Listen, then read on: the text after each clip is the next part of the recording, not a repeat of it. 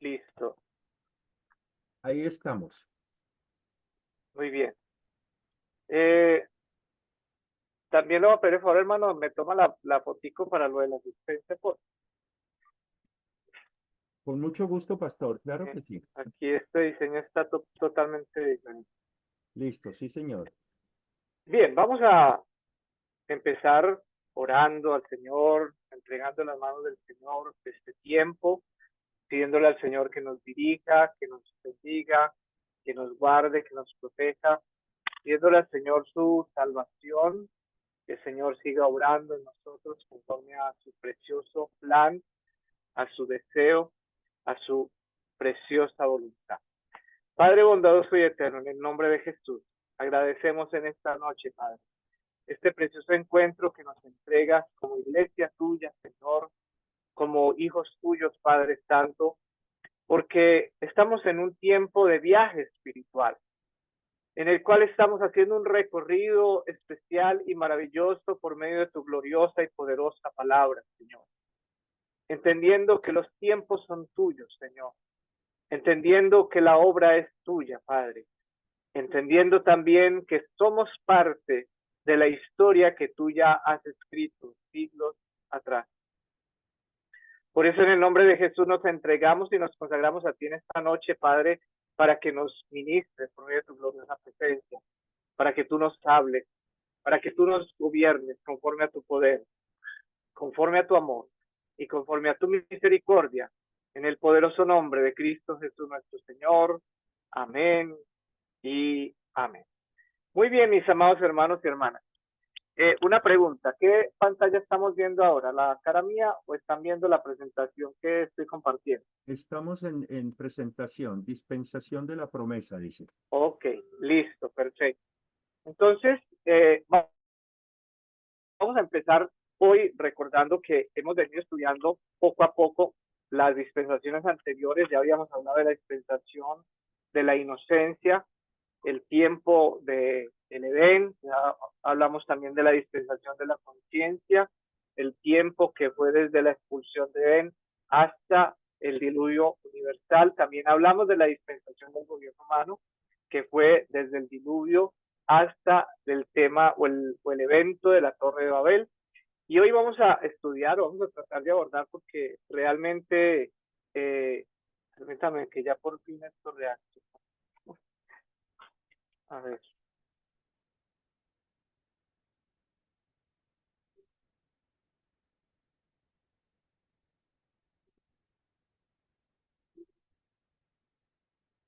Hola. Sí, señor.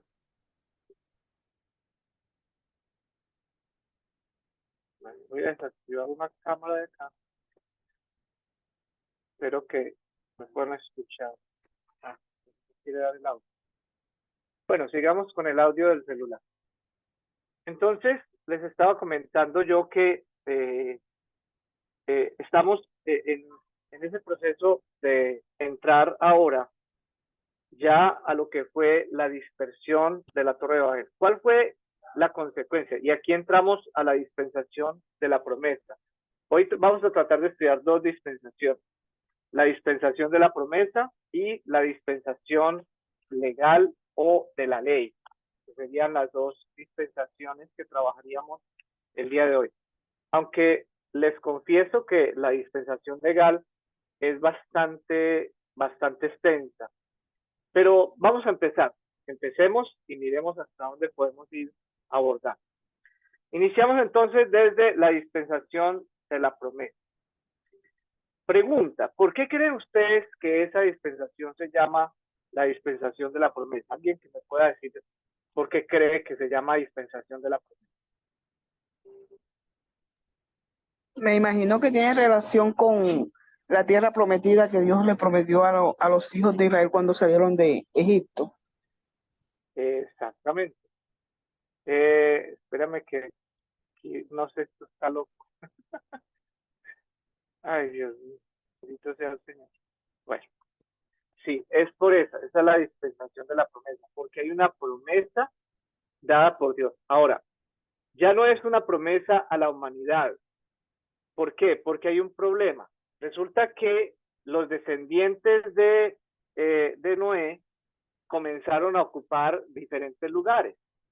Hay dos culturas muy predominantes en la historia de la humanidad. Ustedes pueden incluso mirar desde la perspectiva histórica, y es los descendientes de Cam, que fundaron lo que fueron los antiguos imperios, el imperio babilónico, el imperio caldeo, y los descendientes, y hay otro hijo, bueno, los descendientes de Cam fue uno, Nimrod, que fue el que hizo el imperio, y ahí vino todo el imperio babilónico, el imperio caldeo, y Misraín, que ese Misraín fue un hijo de Cam, pero él fundó Egipto. Toda la cultura egipcia viene desde Misraín, ¿de acuerdo? Entonces, ahí empieza básicamente. Pero si notamos, si analizamos un poco la historia de estas dos grandes culturas, nos vamos a dar cuenta que fueron culturas demasiado, demasiado idólatras, ¿cierto? Fueron culturas que prácticamente, bueno, aquí ya me dio. Eh, Permíteme un segundito, yo yo silencio. silencio. Bueno, vamos a seguir hablando desde listo, desde el dispositivo del computador. Entonces, les estaba diciendo que estas dos culturas mostraron un gran avance. ¿Y gran avance en qué sentido? Gran avance tanto en la parte técnica, porque ustedes saben que estas culturas hicieron grandes construcciones, dejaron un legado de técnica agropecuaria y todo esto, pero también podemos evidenciar incluso en sus ruinas como una de las grandes, de los grandes legados que dejaron estas culturas fueron la idolatría y el paganismo. No en vano, la Biblia expresa que prácticamente la gente se entregó a los ídolos, crearon ídolos para poder adorarlos. Y eso es un poco uno de los problemas gravísimos que tiene en estos momentos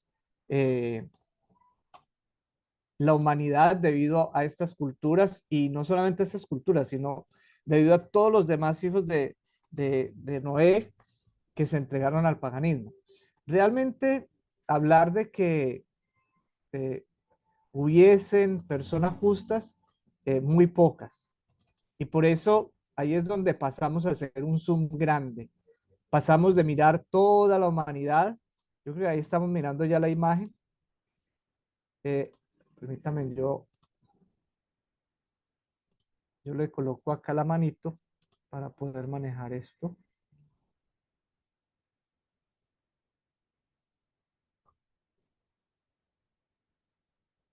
Bueno, no me da para la manita.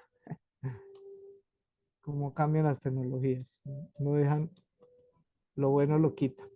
Bueno, entonces vemos cómo ya la humanidad toma diferentes caminos. En África, en Asia, en la misma Europa.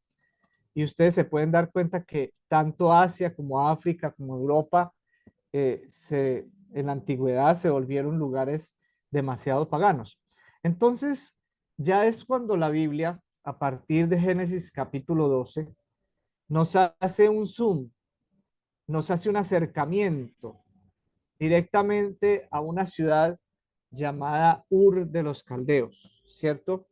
Una ciudad donde, vamos a decir la verdad, había paganismo, había, no había creyentes, no habían hombres y mujeres que creyeran en Dios. Y algunos se harán la pregunta, bueno, y entonces Abraham, ¿qué? Si Abraham era de Ur de los Caldeos, ¿por qué decir que Abraham no era parte, o digámoslo así, por qué no hablar de que él por lo menos era un hombre creyente? Y les voy a decir esto, mis amados hermanos, para que lo tengan en cuenta. Abraham al principio no era creyente. ¿Por qué? Porque la Biblia no nos dice que Abraham fuera un hombre temeroso de Dios. En el capítulo 12 de Génesis, si usted quiere, vaya conmigo a la Biblia. Eh, ¿Qué vamos a encontrar en Génesis capítulo 12? Vamos a encontrar un llamado, ¿sí? Un llamado que le hace Dios a Abraham. Y lo que empieza diciendo el versículo 1 es, pero Jehová había dicho a Abraham, vete de tu tierra, de tu parentela, y de la casa de tu padre a la tierra que te mostraré. Y ahí vienen las promesas. Pero la pregunta es, ¿cuál era el Dios que estaba llamando a Abraham? ¿Sí? ¿Por qué? Porque él no se presentó a Abraham, es decir, él no declaró su nombre.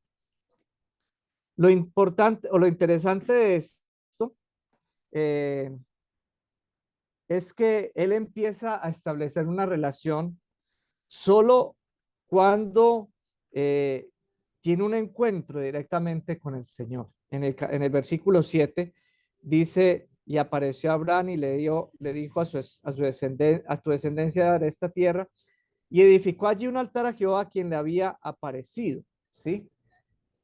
Pero ¿por qué todavía no podemos decir que era un hombre completamente justo? Porque recuerden que Abraham venía de Ur de los Caldeos. Ur de los Caldeos era un lugar de paganismo. De hecho, era la ciudad consagrada a la luna. Ni su padre Taré ni su familia eran creyentes del Dios vivo y poderoso. Y como era una cultura tan idólatra, entonces para Abraham posiblemente no fue raro escuchar esa voz y obedecerla porque pensaría Abraham, bueno, ese debe ser alguno de los dioses de mis padres, alguno de los dioses de mi familia o alguno de los dioses de la cultura en la cual vivo. Y por eso él tomó la decisión como de seguir. Ahora, esto nos habla de dos cosas muy interesantes. Número uno, el corazón que tenía Abraham, un corazón dócil y dispuesto para las cosas espirituales. Algo así como lo que pudiese pasar con nosotros cuando fuimos llamados, los que no nacimos en el Evangelio, que de una u otra manera Dios nos llamaba y nos hablaba y nosotros como que pensábamos que pronto era algún santo, alguna virgen, alguna cosa así, pero no estábamos seguros. Y solo cuando empezamos a dar caminos de fe es que nos encontramos realmente con el Dios vivo y verdadero. Entonces, esto es muy importante tenerlo presente. El hecho de que no hubiese sido Abraham quien hubiese escogido a Dios, sino Dios quien hubiese escogido a Abraham. Porque eso nos habla de que en la historia de la salvación, Dios es el que da el primer paso siempre. Dios es el que toma la iniciativa. Dios es el que da la primera palabra. El hombre o la humanidad nunca va a dar la primera palabra o la iniciativa nunca lo va a hacer. Y es donde viene entonces un Dios de promesas que Abraham comienza a seguir. Abraham se establece al norte de lo que hoy conocemos como la tierra de Canaán, en un lugar llamado Aram, porque es un lugar donde ellos tenían parentela también. Pasa de Ur de los Caldeos, que queda al sur de Mesopotamia, y se dirigen al norte, a Aram. Allí se establece. Dios le llama una vez más y le vuelve a hacer la promesa.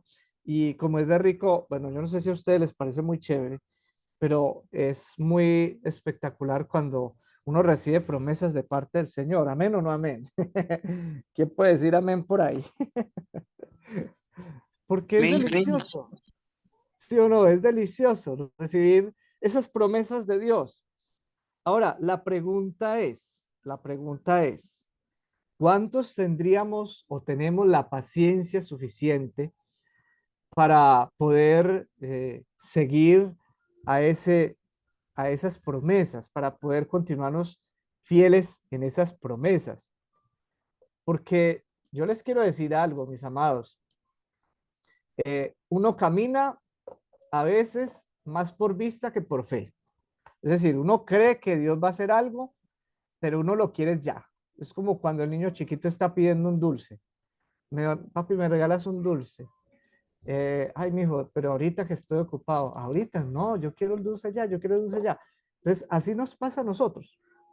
Nosotros somos una generación experta en tener impaciencia, ¿cierto?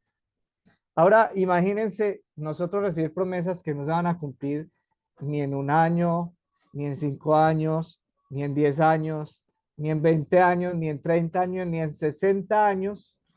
¿Usted qué le diría al Señor? No, esa eran palabras. Yo seguramente me inventé esa palabra porque no, yo no creo que Dios me haya dicho eso. Yo no, eso creo que fueron mis emociones.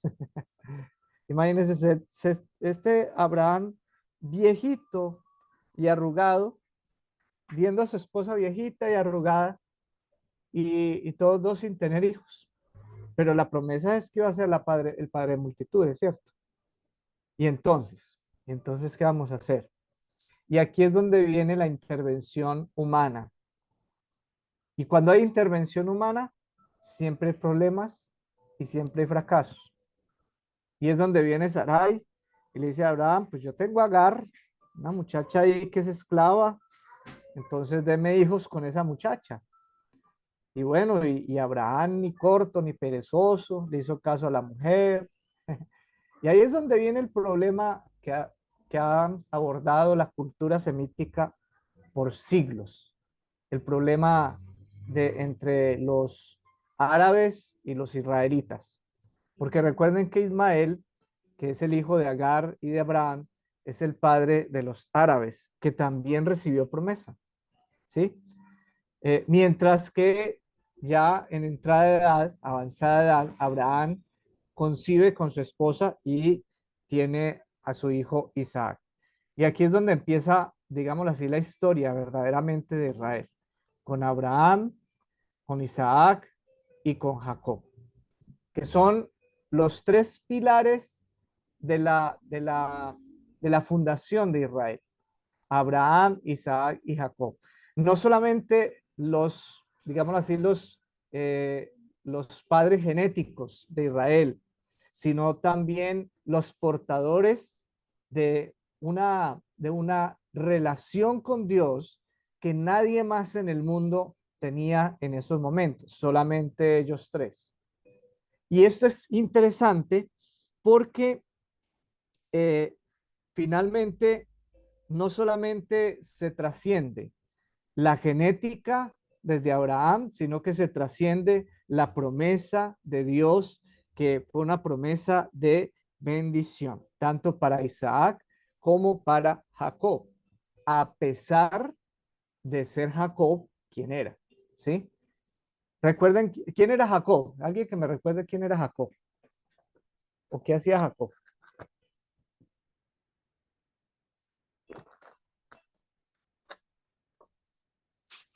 Buenas noches, pastor.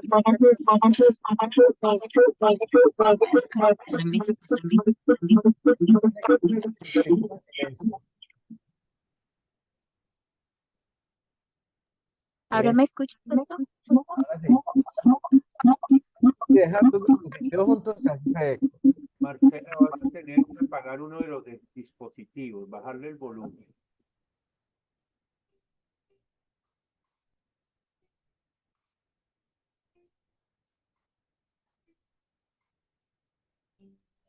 ¿Ahora está mejor, pastor? Ahora sí. ¿Sí? Sí, hermana, hágale pues, cuéntenos. Ah, bueno. Pues Jacob era el hermano de Esaú. Ajá. Era el usurpador, al que se le Eh, cambió el nombre y se le dio un nuevo nombre, murió en la carne y fue Israel. Exactamente. Muy bien, muchas gracias, hermana. Esa es una de las cosas que a mí me asombran de la historia de salvación. Y bueno, uno se pregunta, yo me hago humanamente la pregunta, no sé si usted se la habrá hecho. ¿Cómo es posible que un Dios tan poderoso, tan soberano, haya escogido para la línea de salvación a un hombre como Jacob, que le gustaba el engaño, le gustaba hacer trampa, le gustaba pasarse por encima de las normas? Es decir, esto a uno lo tiene que confrontar. Y bueno, y ahí es donde tiene uno que mirarse a sí mismo y preguntarnos quiénes somos nosotros, qué hemos hecho en la vida, ¿cierto? Y no nos hagamos los santurrones, porque es que aquí tenemos que aplicar lo que la Biblia dice, el que esté libre de pecado que tire la primera piedra. ¿Sí o no? Porque cada uno de nosotros, de una u otra manera, estamos encarnando a un Jacob. ¿Por qué? Porque a veces hacemos cosas que nadie se da cuenta. A veces pensamos cosas que nadie se da cuenta. A veces decimos cosas que nadie se da cuenta. Es decir, a veces encarnamos o tomamos ese papel de engañadores. Y es donde viene la justicia de Dios. Y mi pregunta y lo que nos podemos decir frente a esto, y es, ¿cómo es posible que un Dios tan poderoso pudiese coger a alguien como Jacob o alguien como nosotros y hacer o llevar a cabo una gran promesa, desarrollar un gran plan? Porque permítame, como yo se lo voy a decir, el hecho de que hayan salido 12 tribus de un hombre que es engañador, esto no es en vano. Y recuerden que tampoco estos hombres eran peritas en dulce, eran personas muy difíciles, tanto así que fueron capaces de vender a su hijo, a su hermano menor y venderlo como esclavo, ¿cierto? Es decir, humanamente hablando, uno dice que lo traiciona no la familia, eso es demasiado doloroso. Y lo que vemos en esa parte de la historia, en esa parte de la dispensación de la promesa o patriarcal, uno ve esas intrigas familiares allí desarrollándose que termina generando a veces incluso dificultades para los planes de Dios. ¿Por qué? Porque finalmente Jacob, para poder quitarse ese lastre de encima, tiene que luchar con Dios. Y es interesante porque en la lucha que Jacob tiene con Dios, Dios le cambia completamente su identidad y le dice, bueno, su nombre ya no va a ser Jacob, sino Israel. Y además de no ser Israel, pues ya a partir del día de hoy ya andarás cojo, es decir, ya tu vida ya no va a ser igual como era antes, ¿cierto? Y como vemos dentro de todo ese contexto, encontramos que finalmente la historia en esta primera parte termina en un Jacob que engendra 12 hijos y que esos 12 hijos pues eran muchachos rebeldes, pero el único que se le obedecía a Jacob era ¿quién? Era José. ¿Y cuál era la promesa para estas personas? La promesa era la tierra prometida, la tierra de Canaán, ¿cierto? Voy a volver a presentar aquí la otra imagen para que recordemos aquí que, a ver si nos cambia aquí también, así. Entonces, ¿cuál era la responsabilidad de ellos? Habitar en Canaán, establecerse en Canaán. ¿Cuál fue su fracaso? Que al final terminaron habitando fue en Egipto. ¿Y cuál fue el juicio para ellos? Que básicamente se quedaron esclavos, esclavos en una tierra que no les pertenecía, esclavos en una tierra que era 100% idólatra, esclavos en una tierra a la cual Dios no los había mandado. Entonces, ahí es donde viene un proceso interesante, donde ellos se quedan esclavos por bastante tiempo, digamos que más de 400 años quedan ellos ahí, perdón. Y allí es donde vienen los problemas, porque muere José, quien fue el que, ya ustedes conocen la historia de José, es cierto, que Dios lo puso al segundo al mando de Egipto. Muere José, eh, digámoslo así, todos los originales que venían mueren, quedan su descendencia, ellos se multiplican. Esto empieza a volver un problema para Egipto porque Egipto comienza a ver como una amenaza a los esclavos hebreos y debido a que ellos básicamente podían unirse a los enemigos de Egipto e irse contra ellos. Y cuando entramos al libro del Éxodo, encontramos que la historia ya se cuenta a partir de un faraón que no conoció a José, que no conoció la historia, pero que bajo esa preocupación comienza a oprimir de una manera más drástica al pueblo de Israel, ¿cierto? Y ahí es donde Dios levanta a un hombre que es libertador. Un dato curioso que es bien interesante. Moisés se convirtió en el único hombre de su edad entre sus coterráneos. ¿Alguien me puede decir por qué? Se convirtió en el único hombre de su edad entre sus coterráneos.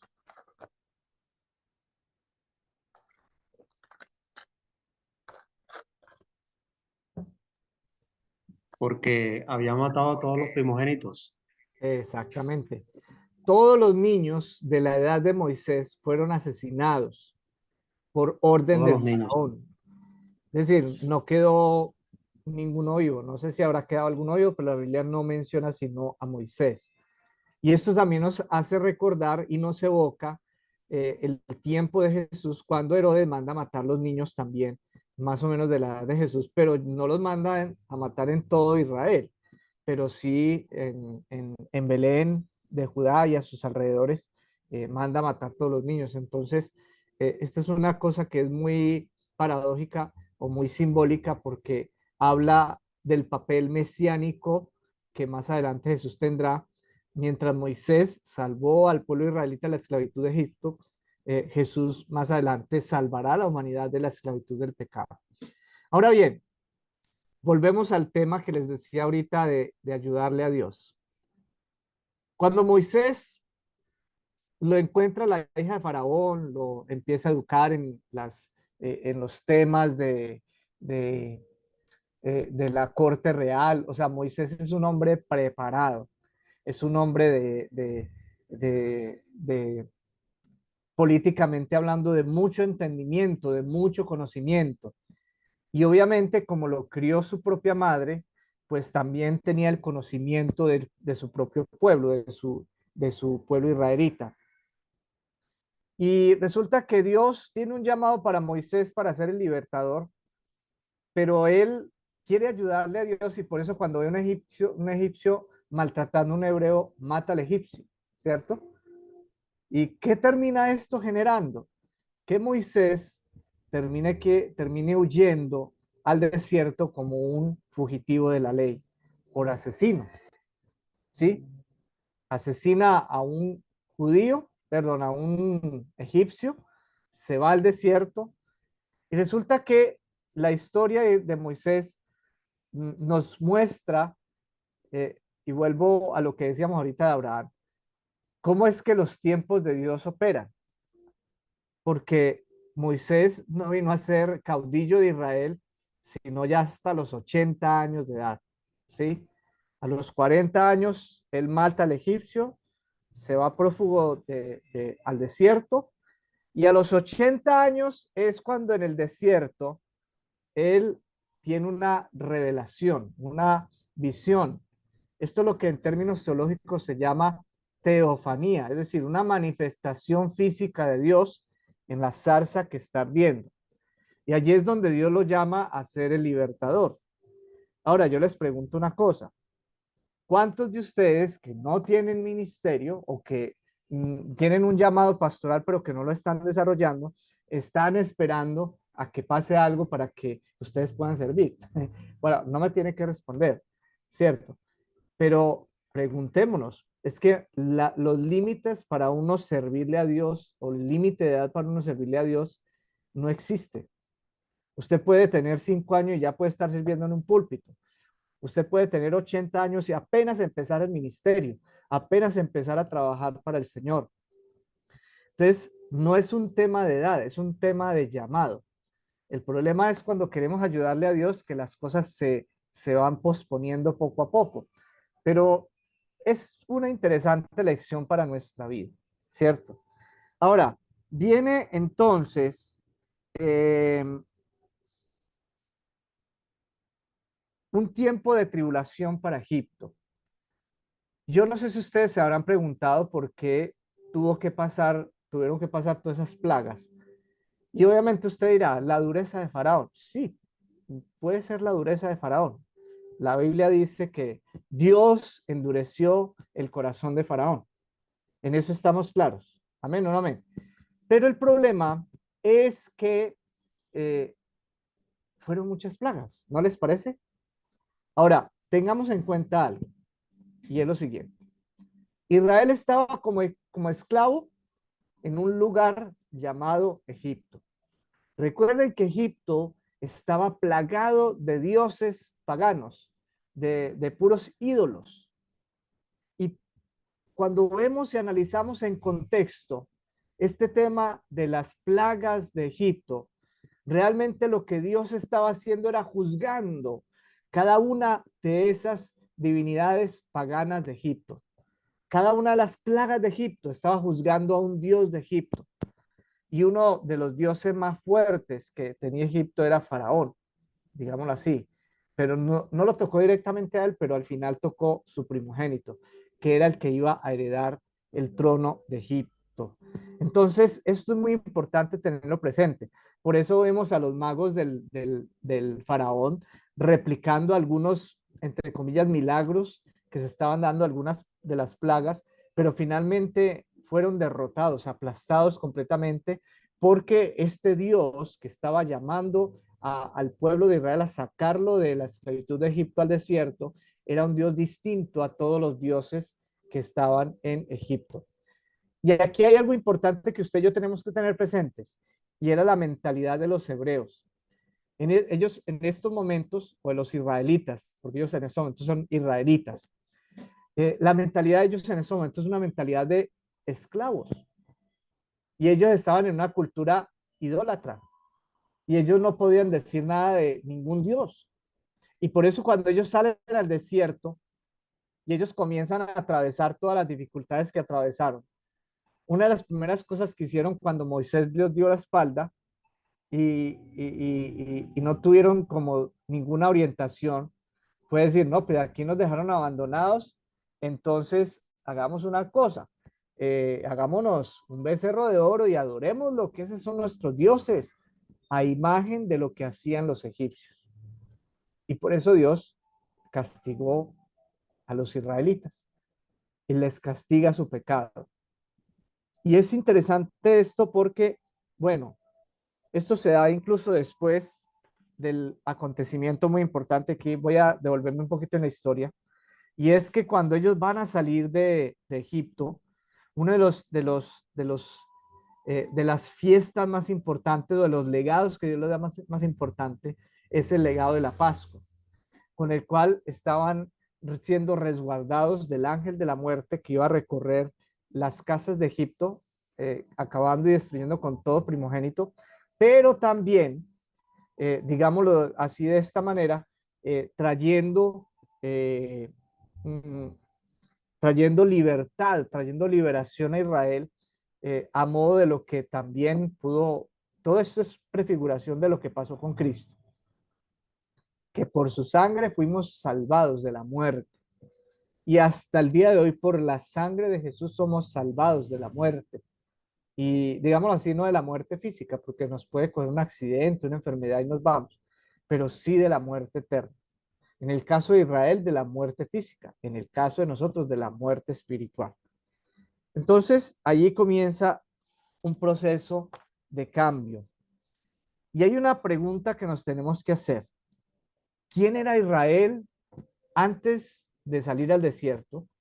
¿Y quién fue Israel después de llegar a la tierra prometida? Porque no es el mismo pueblo. Es decir, es un pueblo que cambia, es un pueblo que es transformado, es un pueblo que es ministrado, es un pueblo que en su manera de pensar tiene que ser diferente, tiene que ser distinta. Y aquí es donde vemos algo que es importante y esencial, y es el hecho de que en el desierto, allí en el monte Sinaí, Dios les entrega a los israelitas los mandamientos, les da la ley. Para que tengamos una idea, es lo siguiente: los sacó de ser simples tribus con nombres familiares, de ser israelitas, descendientes de un hombre llamado Israel, a ser el pueblo o la nación de Israel. Y es que hay una diferencia entre ser una tribu o pertenecer a un clan familiar y ser una nación, porque el ser una nación te da unas características de reconocimiento político a nivel internacional y a nivel también nacional, que ser, por ejemplo, de una etnia o de un grupo eh, eh, étnico, eso no te da tanta relevancia, ¿sí me hago entender? Por ejemplo, nadie saca un pasaporte siendo indígena, por ejemplo, para viajar al exterior. ¿Qué pasaporte sacamos? Sacamos el pasaporte colombiano para poder viajar al exterior. Eso es lo que sacamos. Pero nadie saca, "Ay, es que yo soy hijo de mi papá que se llama Fulgencio". No, eso no, nadie sale de un país así. Entonces tengamos en cuenta esto, que es muy importante. Ellos adquieren conciencia, adquieren organización, adquieren leyes, adquieren estatutos que los reglamenta y que hacen que ellos se conviertan de una u otra manera en una sociedad civilizada en el desierto. Ahora, hay un tema aquí que también es importante hablarlo, y es el hecho de todo lo que pasa en el desierto, porque recuerden que eh, por cuenta del pecado los viejos murieron en el desierto. Y por cuenta de la incredulidad, los viejos mueren en el desierto, porque cuando mandan a reconocer la tierra prometida, los 10 espías dicen, sí, es una tierra buenísima, hay frutos espectaculares, pero de ellos 8 decían, pero no se puede conquistar, no, eso allá hay gigantes, no, eso nos comen como langosta, eso es un problema. Entonces, la incredulidad, Dios juzga esa incredulidad de esa generación y por eso es su descendencia la que debe entrar a tomar la tierra prometida. Ese recorrido que estamos hablando, voy a mostrarles acá algo que es muy importante. Ese recorrido que estamos hablando, yendo desde donde ellos salieron hasta la tierra donde estaba, por ejemplo, Jerusalén, demoraba alrededor de 6 semanas caminando, pero a ellos les tomó 40 años. 40 años de caminata. ¿Por qué? Porque fue una preparación. ¿Una preparación para qué? Para ser un pueblo de conquista. Volvamos a nosotros. Preguntémonos, ¿por qué Dios nos está demorando tanto en el proceso en el cual estamos? ¿Por qué Dios no me ha hecho avanzar ministerialmente hablando? ¿Por qué Dios no ha hecho crecer la obra donde yo estoy? ¿Por qué Dios no me ha hecho crecer o no me ha dado la oportunidad de levantarme a nivel ministerial como lo estoy pidiendo? Puede ser, hermano o hermana, que estés en un proceso en el cual Dios te esté capacitando, te esté entrenando para enfrentar retos y desafíos que tu ministerio o que lo que Dios te ha llamado a hacer te demanda. ¿De acuerdo? Entonces tengamos como presente esto, que es muy importante. Ahora bien, muere Moisés y a la muerte de Moisés, Josué es levantado para esa gran conquista de la tierra prometida. Josué, un hombre valeroso, un hombre temeroso de Dios, un hombre que básicamente desea, anhela servir al Señor de todo corazón. Y por eso eh, a él le toca una tarea que es muy importante. Y cuando nosotros decimos, por ejemplo, que ¿qué soldado escribió la Biblia? Bueno, Josué era un soldado. Eso para que lo tengamos presente. Era un soldado, era un guerrero, era un militar. Y es la tarea más importante y es empezar a conquistar esa tierra prometida. En ese proceso de conquistar la tierra prometida, si vamos a leer el texto, por ejemplo, de Josué y los llamados que hace Dios en Deuteronomio de que tienen que exterminar a todos los cananeos, uno hoy en día se preguntará a la luz de los derechos humanos y de todo esto y la controversia del humanismo, y dirá, ay, pero es que entonces Dios es un Dios injusto. ¿Cómo se le ocurre mandar a matar a niños, a mujeres en embarazo, a ancianos, a animales, a destruirlo todo porque había que destruirlo todo? Eso fue como el mandamiento que Dios le dio a ellos. Y ahí es donde viene entonces la respuesta. Número uno, Dios es soberano. Dios hace lo que quiere hacer. Número dos, Dios es el dueño de la vida. Dios determina también la vida y la muerte.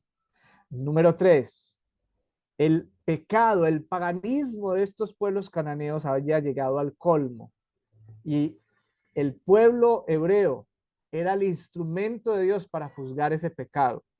Y como lo dice Romanos claramente, la paga del pecado es la muerte. Entonces, no es como tan, no podemos romantizarlo y decir, ay, Dios tan injusto. No, es que ya había un pecado, como lo que Dios hizo anteriormente en Sodoma y Gomorra, que las juzgó por su pecado. Ahora el juicio le tocó a los cananeos. Pero el problema es que cuando ellos entran a poseer la tierra prometida, pues no se esfuerzan lo suficiente. Y es donde vienen a quedar algunos cananeos en esa tierra que más adelante van a generarles a ellos dificultades y todos los problemas que ustedes se puedan imaginar. Empezando porque hasta el día de hoy, hoy estamos a qué, yo miro la fecha. Hoy estamos yo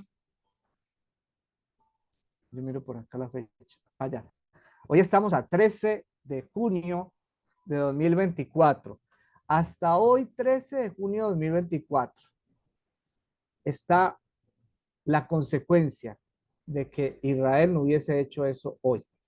Cuando ustedes ven las noticias, por ejemplo, lo que está pasando entre Israel y los palestinos en la franja de Gaza, resulta que los palestinos son descendientes de los cananeos, de los filisteos, de los que estaban allí en esa frontera.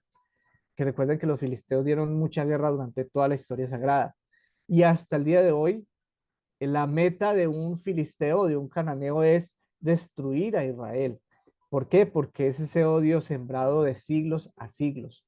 Y lo mismo Israel, pues también destruir por lo menos a los terroristas o a aquellos que están buscando la destrucción de Israel, que eso es una cosa pues de legítima defensa. Sin embargo, ahí es donde ha venido el problema también de el exceso de fuerza de Israel. Pero bueno, eso no lo vamos a juzgar nosotros. Y ahí es donde ellos entran a la tierra prometida y Dios establece algo que políticamente hablando se llama una teocracia. Es decir, nosotros, por ejemplo, en Colombia, tenemos un sistema político fundamentado en la democracia, que es la decisión del pueblo. Cuando hablamos de la teocracia no es la decisión del pueblo, sino que la teocracia, como dice la palabra, teos, Dios, gracia, mandato, es Dios el que toma la iniciativa, es el que decide los destinos de Israel. Y por eso después de la conquista, ¿qué hace Dios? Comienza a levantar jueces. Comienza a levantar jueces que gobiernen sobre Israel. Pero también Israel se comienza a dejar pervertir por los pecados de los pueblos cananeos que no pudieron destruir. Y ahí es donde cuando leemos el libro de jueces, vemos un círculo vicioso, donde vemos un pueblo que comienza a pecar entregándose a los ídolos.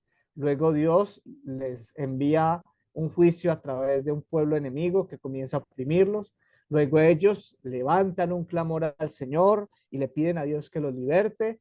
Y ahí es cuando Dios les envía un libertador y ese libertador le da la libertad al pueblo, pero vuelve y juega más adelante, otra vez vuelven a caer en pecado, otra vez vuelve lo mismo, la opresión, el clamor y así sucesivamente. Cuando leemos el libro de jueces es un libro cíclico. ¿Por qué? Porque trata ese tema de esa manera. Y claro está, el problema del corazón humano es que el corazón humano no se satisface con absolutamente nada de lo de Dios. Y entonces, cuando ya el último juez que encontramos en la Biblia, que se llama Samuel, ellos dicen, no, qué pereza los jueces, no, qué pereza, pónganos un rey, pónganos un rey. Ellos comienzan a demandarle a Dios que los ponga en una monarquía, es decir, quieren pasar de una teocracia a una monarquía, que es el gobierno de un monarca, de un rey. Y ahí es donde viene entonces el primer rey, que fue Saúl, que duró 40 años. y que finalmente terminó sucumbiendo a sus propios placeres, deshonrando el nombre de Dios, y ahí es cuando Dios lo desecha. Pero hay algo interesante acá, mis amados hermanos, que ustedes y yo tenemos que tener en cuenta, y es que a pesar de que el rey Saúl fue desechado por Dios, Dios no le quitó el gobierno. Y eso aplica no solamente para este caso específico, sino también puede aplicar a nosotros. ¿En qué sentido? En el sentido de que, por ejemplo, si yo estoy haciendo algo para Dios y lo estoy haciendo mal, pues Dios no me va a quitar lo que esté haciendo, pero resulta que eso va a tener consecuencias y posiblemente vaya a fracasar, porque finalmente Saúl fracasó como rey. ¿Cómo fracasó como rey? No porque hubiese logrado unir las tribus en torno a un ideal de reino, sino porque al final terminó desobedeciendo incluso mandatos que él mismo había puesto, de no ir a consultar a divinas ni brujas. ¿Y qué termina haciendo él? Consultando una bruja, y así sucesivamente. Luego viene el rey David, que empieza su vida ministerial de monarca muy difícil, perseguido, asediado por el rey Saúl, pero demostrando siempre la calidad de hombre espiritual que él tenía con respecto al Señor. Es decir, él no era cualquiera. Fueron 40 años en los cuales él mostró siempre un corazón inclinado hacia Dios, a pesar de que su vida fue una vida no muy correcta, porque el haber mandado a matar a este hombre para casarse con su mujer y todo esto, pues no habla muy bien de un rey. Y finalmente no fue un buen padre y eso acarreó muchas consecuencias, muchas dificultades, pero él termina anciano, él termina lleno de días y termina entregando un reino consolidado, un reino fortalecido, un reino que finalmente llega a las manos de su hijo Salomón. Y Salomón es el rey que llevó a Israel hacia esa cúspide de gloria. ¿Por qué? Porque fue su tiempo de esplendor, fue el momento en el cual Israel se convirtió verdaderamente en una potencia mundial. Tanto así que él tuvo la oportunidad no solamente de sus primeros tiempos, de mostrar su sabiduría, sino porque muchos iban a escuchar la sabiduría de este hombre, sino también de demostrar quién era el Dios de Israel, obviamente, porque él fue uno de los que construyó, digamos así, fue el que construyó el templo de Jerusalén por excelencia. Que recuerden que hasta el tiempo del rey David, el arca de la alianza todavía estaba en el tabernáculo, en una carpa. Y ya el rey Salomón se encarga de hacer una edificación de ladrillo, de madera, de mármol, con incrustaciones de oro, con plata, platino, piedras preciosas, una cosa especial, por decirlo así, para Dios, y demostró el fervor de Israel por un Dios glorioso y poderoso. Pero ¿qué pasó? El corazón de Salomón comenzó a pervertirse. Perdón que me pasé aquí la diapositiva. Comenzó a pervertirse. ¿Por qué comenzó a pervertirse? Porque resulta que Salomón comenzó a hacer alianzas con los reinos aledaños, casándose con sus hijas. Y este hombre llegó a tener 700 mujeres, hermanos. 700 mujeres. Y bueno, pues, cantidad de mujeres. 700, imagínense, 700 fegas. Pues yo no sé cómo hacía, hermano. Uno a veces se ve a gatas atendiendo a la mujer de uno.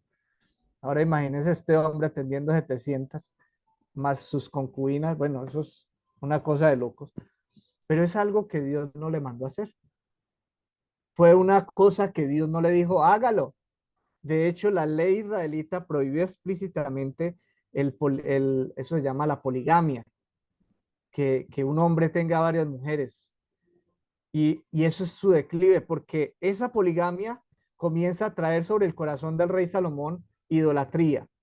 Y el rey Salomón comienza a fundamentar o a establecer el fundamento de lo que será más adelante el declive de Israel, poniendo altares de adoración en diferentes lugares del reino, tanto en el norte como en el sur.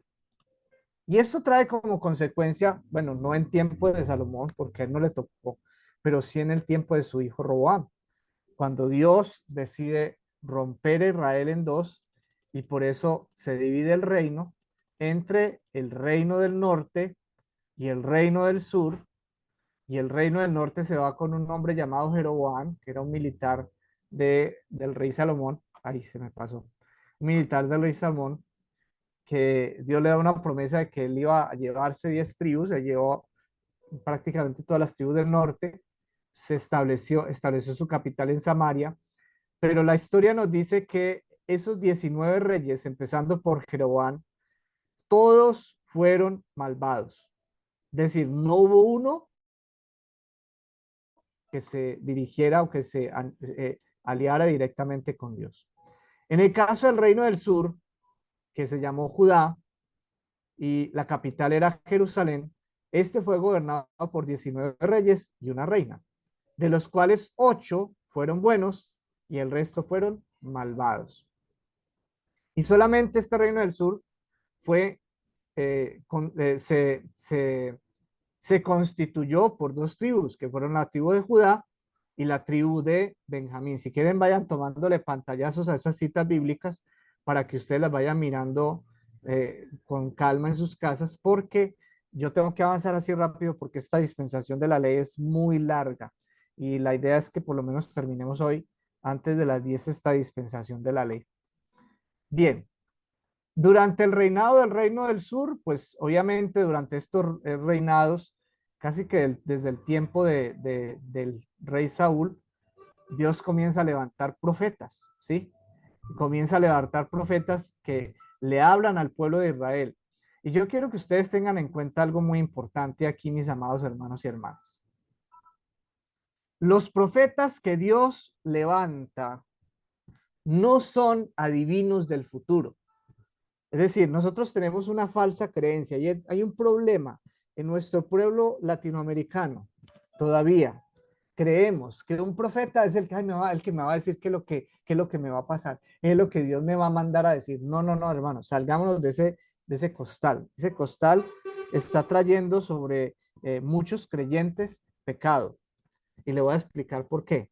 Porque resulta que muchos creyentes están pensando que el profetismo es para esto.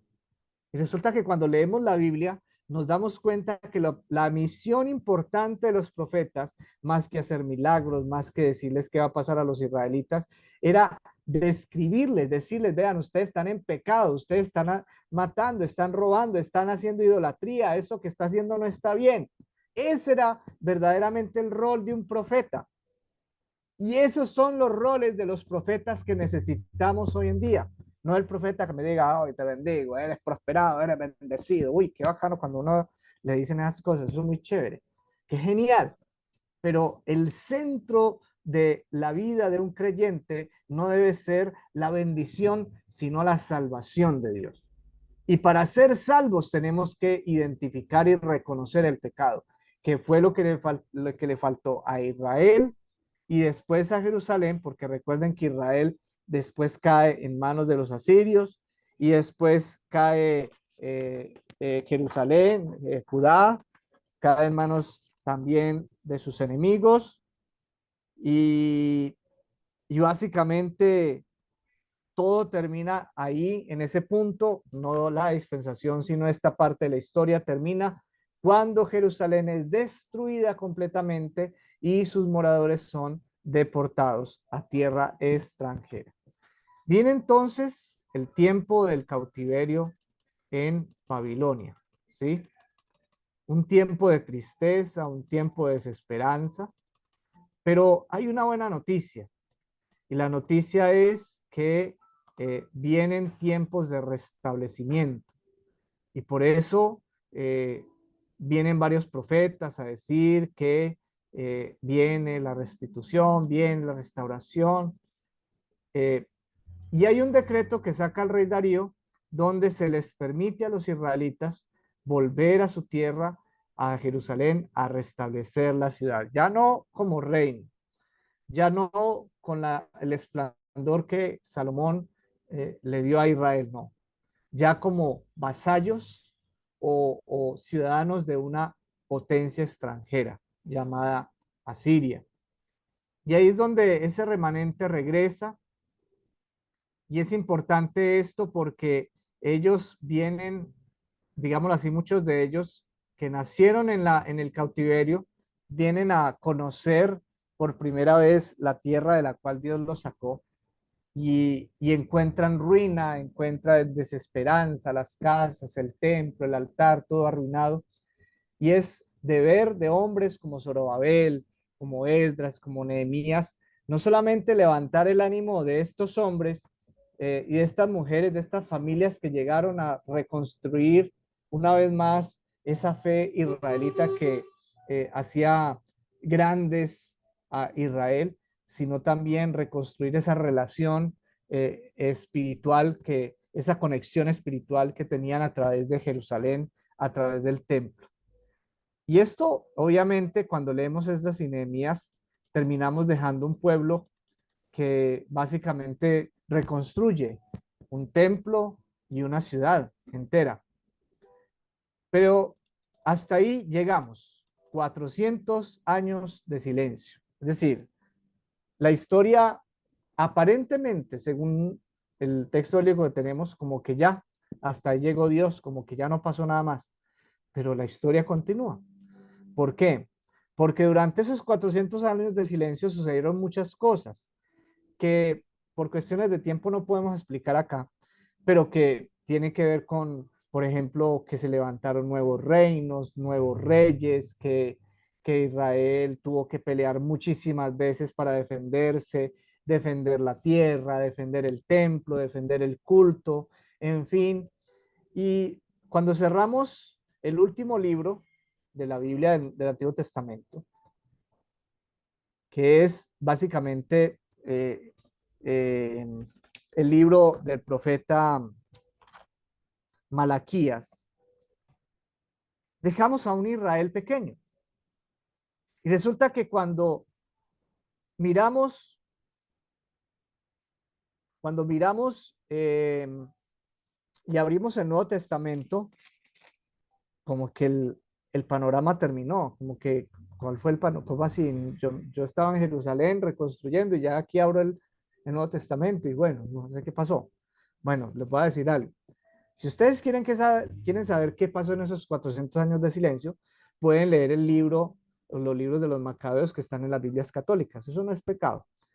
Y ahí de una vez se van a dar cuenta por qué los Macabeos no son libros sagrados para el canon hebreo. Pero ahí está descrita la historia de Israel. Y se van a enredar un poquito, de todas maneras eso lo van a ver más adelante en la historia de Israel. Pero muchas cosas sucedieron. Y ahora lo que nos vamos a concentrar ya como para darle terminación a esta quinta dispensación legal es que ya hacemos un zoom, así como hicimos desde los que salieron del diluvio hasta Abraham. Ahora vamos a hacer un zoom de ver a Israel y ya no vamos a mirar a Israel, sino que vamos a mirar directamente a un personaje muy importante. Miren que acá. A un personaje muy importante llamado Jesucristo. ¿Por qué?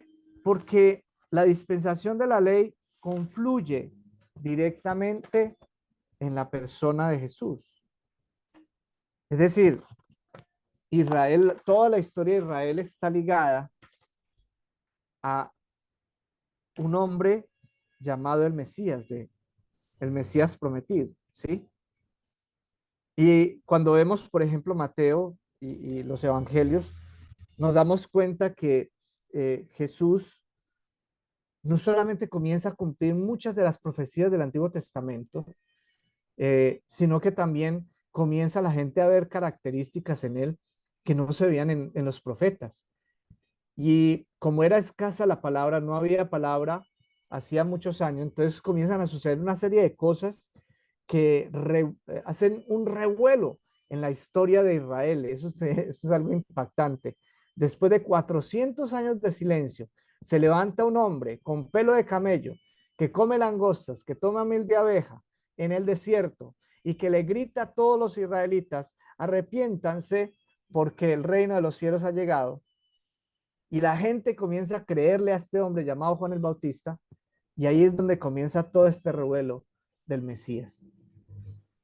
Yo creo que explicarles a ustedes la vida de Jesús, pues, sería algo irrespetuoso, porque yo sé que muchos de ustedes aman al Señor Jesús, conocen la historia del Señor Jesús. El hecho de que el Señor Jesús hubiese hecho tantas señales. Una de las grandes preguntas que los 4 evangelios intentan responder es: ¿y quién es este hombre? ¿Y quién es este hombre? ¿Por qué? Porque intentan describir el Mesías encarnado, el cumplimiento de las promesas de Dios en este hombre. Y claro está, ¿qué es lo que tenía que suceder? El final del ministerio de Cristo. ¿Cuál era el final del ministerio de Cristo? Gustar la muerte por todos los hombres.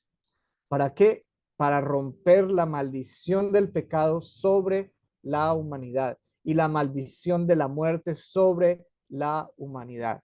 Fue el momento oportuno en el cual Dios utiliza a Jesús. Bueno, aquí hay una escena muy importante, la última cena. Mientras que para los israelitas fue la Pascua en Egipto, para nosotros la última cena fue nuestra Pascua, el nuevo pacto. Y yo diría que es esencial esto. ¿Por qué? Porque es el recordatorio físico de que todo esto que padeció Jesús fue real, no fue un invento, no fue un engaño, como muchos dicen, eso se lo inventaron los seguidores de Jesús. No, que fue una realidad. El hecho de que Jesús hubiese subido al Gólgota, hubiese entregado su vida por nuestros propios pecados. Yo me hacía una pregunta, no sé si ustedes de pronto alguna vez se han hecho esta pregunta. Yo soy de las personas que me gusta hacer muchas preguntas. Y es la siguiente: ¿por qué Jesús no murió apedreado? Recuerden que él es tomado por el Sanedrín. Quienes los juzgan a él primeramente son los judíos del Sanedrín. Es el sumo sacerdote y todo su séquito tratando de hallar el argumento perfecto para poder apedrearlo. Y resulta que él da una explicación, una expresión que dice, cuando le preguntan: ¿eres tú el Hijo de Dios? Y él dice: tú lo has dicho. Pues ellos obviamente utilizan esto como su instrumento para poder, digámoslo así, entrar a enjuiciar a Jesús. Y es que ellos, aunque ellos podían apedrear a las personas, los judíos podían apedrear a las personas, no podían asesinarlas. ¿Por qué? Porque el asesinato era penalizado por el Imperio Romano. Y es que quien tenía el control no era el Sanedrín, sino Roma. Y es por eso que ellos tienen que hacer todo el proceso de presentarlo a Poncio Pilato, y Poncio Pilato: no, mándenlo a Herodes, y Herodes se lo devuelve a Pilato, y ahí Pilato: bueno, ¿qué hacemos con vos? ¿Y será que sí? ¿Será que no? Y ahí hay un proceso que es bien interesante, porque al final Jesús termina siendo enjuiciado por algo que no hizo, termina siendo maltratado por algo que no es su responsabilidad, termina cargando una cruz que no era para él, sino para Barrabás, y termina siendo muerto en la cruz del Calvario por un pecado que nunca cometió. Y obviamente esto fue el sacrificio máximo de Dios por nosotros, entregar a su Hijo amado a morir por nosotros. Que no termina la historia en una cruz, que la historia termina precisamente en una tumba vacía. La primera carta de Pedro, capítulo 3, verso 18 nos dice: porque también Cristo padeció una sola vez por los pecados, el justo por los injustos, para llevarnos a Dios, siendo a la verdad muerto en la carne, pero vivificado. Y es que él tenía que morir para poder resucitar. Nadie resucita sin haber muerto. Recuerden eso, que es muy importante. Nadie resucita sin haber muerto. ¿Y por qué es importante esto? Porque esto más adelante va a marcar lo que significará la siguiente dispensación. Ahora, ¿cómo termina la dispensación de la ley? Con el juicio del pecado en la cruz del Gólgota. Miremos acá, antes de terminar esta presentación. ¿Cuál era la responsabilidad de Israel en la dispensación de la ley? Guardar toda la ley, ¿cierto? Ser herederos, custodios y hacedores de la ley. ¿Cuál fue su fracaso? Violaron la ley. Y lo vemos alrededor de toda la historia que nosotros analizamos ahorita así a vuelo de pájaro. Y aquí hay una cita bíblica, Segunda de Reyes 17, de 7 al 20, Mateo 27, del 1 al 25. ¿Por qué? Porque se volvieron idólatras, se volvieron orgullosos, se volvieron vanagloriosos, se volvieron religiosos, en fin. ¿Y cuál fue su juicio? Bueno, la dispersión mundial y el hecho de que ya no pudieran seguir siendo un pueblo autónomo, pero el juicio también está en el tema de la cruz del Calvario. Estaba enjuiciando los pecados de la humanidad en un hombre inocente llamado Jesucristo. Muy bien. Hasta aquí llegamos en las dispensaciones de la promesa y de la ley. ¿Alguien tiene alguna pregunta? ¿Alguien tiene alguna duda? ¿Alguien quiere compartir algo que le llamó la atención en esta noche de este recorrido que hemos hecho de la Biblia así a vuelo de pájaro? Discúlpeme, pastor, ¿dejamos de grabar ya? No, dejemos los comentarios y Ok, perfecto. ya cuando vayamos ahora ya paramos la grabación. No, pues pastor, yo sí quería decir algo. Pues que da tristeza muchas veces, por ejemplo, que Dios haya prometido al pueblo de Israel pues una tierra prometida desde el inicio, a causa de tanta esclavitud, de tanto dolor, de tanto, y que no lo hubieran podido obtener, ¿no? Pues, vamos, es difícil saber que Dios siempre tiene planes buenos con nosotros y pues no, a veces no se sabe aprovechar. El ser humano siempre tiende a la desobediencia y eso va en contra de la promesa de Dios, ¿no? Entonces es ver cómo se hace otra dispensación y otra y otra y otra. Es como mostrándonos su amor. Hubo una, dos, tres, cuatro, y con Cristo ya, o sea, Dios ya nos entregó todo, ¿sí? Todas las promesas que nos puede haber prometido con Jesús ya lo tenemos todo. Entonces, pues como que no pedir tanto, sino más bien ser agradecidos y obedientes para que se puedan cumplir esas promesas, porque es lo que Dios quiere, ¿no? Dios quiere lo mejor para nosotros desde el inicio. Hizo el cielo y la tierra pensando en nosotros, todo pensando en nosotros. Mandó a su Hijo pensando en nosotros. Entonces, yo creo que eso abarca toda la dispensación del gran amor que nos tiene a nosotros. Amén, amén. Gracias, pastor, por enseñar de esa manera. Es hermoso. Pone uno a pensar. Qué bueno. No, y hay algo muy importante. Noten ustedes que siempre la iniciativa viene de parte de Dios. Es decir, ningún ser humano pensó, será bueno morir por los pecados de toda la humanidad. No, eso lo hizo Dios. Es decir, siempre la última palabra, la primera y la última la tuvo Dios, la ha tenido Dios. Y esto es esencial, entender que el dominio de Dios es el dominio absoluto de Dios. ¿De acuerdo? ¿Alguien más quiere compartir algo o quiere preguntar algo? Amén, amén, amén, pastor. Sí, viendo todo el comienzo de todo viendo un pueblo rebelde, nos damos cuenta hoy en día que tenemos un Dios misericordioso, que por su misericordia no hemos sido consumidos, así que Dios es bueno, ha sido todo el tiempo el Señor buscando lo mejor para todos nosotros. Amén. Amén, amén. Y qué bueno también entender la paciencia que Dios nos ha tenido. Bueno, seamos realistas. Nosotros, ninguno de nosotros podemos decir que somos la maravilla. Uy, no, es que mejor dicho le quitamos el puesto a Jesús. Ninguno. ¿Sí o no? Eso resultaría una blasfemia. Pero el Señor se gasta su tiempo, el Señor se gasta sus planes y nosotros terminamos siendo, digámoslo así, los que recibimos las bendiciones de Él, pase lo que pase. Muy bien, ya cualquier comentario, cualquier cosa lo pueden hacer en el chat del grupo.